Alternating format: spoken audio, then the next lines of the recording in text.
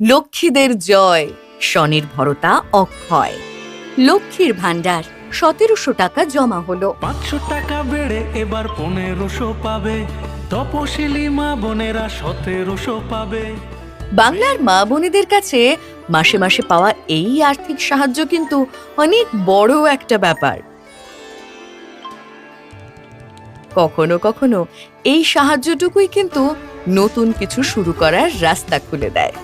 লক্ষ্মীর ভান্ডার থেকে পাওয়া ১৭০০ টাকা দিয়ে তিনি নিজেই এখন ছোট করে বড়ি তৈরির ব্যবসা শুরু করেছেন। এটা আর ৫টা সরকারি সাহায্যের মতো শুধু হাতে টাকা পাওয়া নয়, এটা হলো নিজের ওপর ভরসা, নিজের পায়ে দাঁড়ানো।